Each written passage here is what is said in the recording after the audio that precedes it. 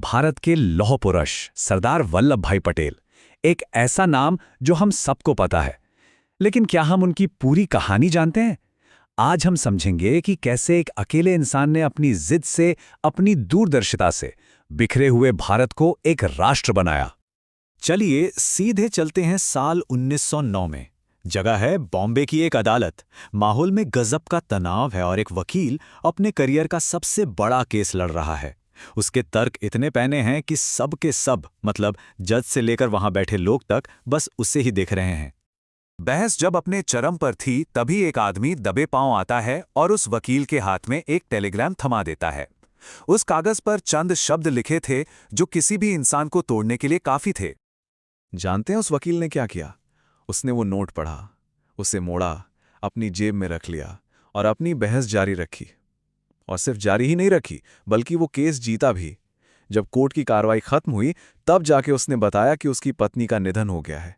यही तो था वो फौलादी जिगर, वो कर्तव्य जिसने उन्हें लौह पुरुष बनाया।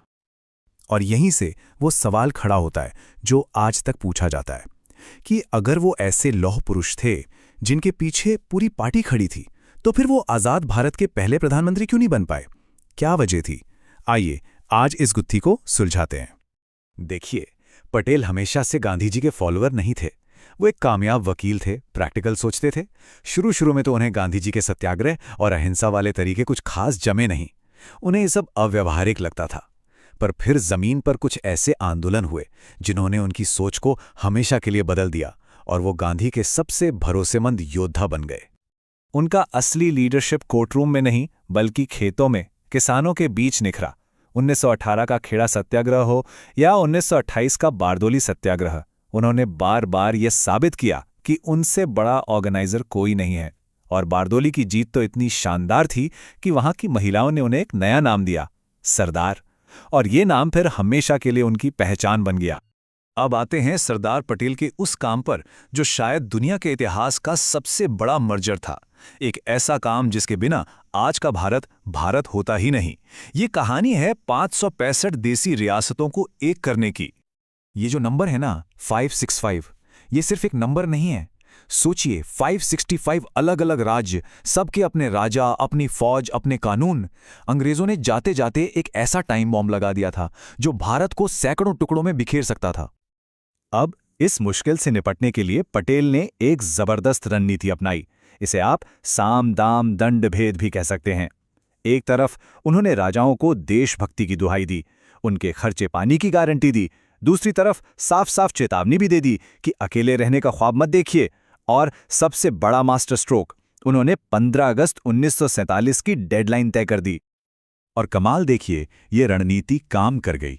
एक एक करके लगभग सारी रियासतें भारत में शामिल हो गई। लेकिन 3 रियासतें, 3 बड़ी और जिद्दी रियासतें थीं जो अड़ गईं: जूनागढ़, हैदराबाद और कश्मीर। जूनागढ़ का मामला तो बड़ा ही अजीब था। वहां का नवाब था मुस्लिम और उसने ऐलान कर दिया कि वो पाकिस्तान के साथ जाएगा। लेकिन दिक्कत ये थी कि 80% जनता हिंदू थी और वो भारत में रहना चाहती थी। ये तो लोकतंत्र और भूगोल दोनों का मजाक था। पटेल ने कहा, ठीक है, जनता से ही पूछ लेते हैं। और वहां जनमत संग्रह कराया गया। नतीजे देखकर तो आप हैरान हो जाएंगे। भारत के पक्ष में पड़े 2 लाख से ज्यादा वोट और पाकिस्तान के पक्ष में सिर्फ 91। Game over. अब हैदराबाद।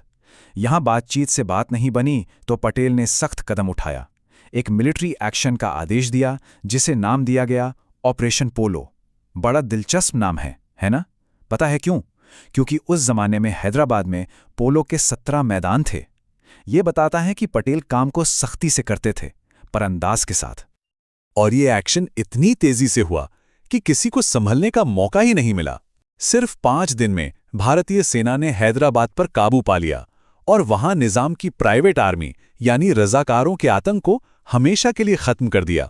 पटेल ने साफ संदेश दे दिया था, देश की एकता से कोई समझौता नहीं होगा।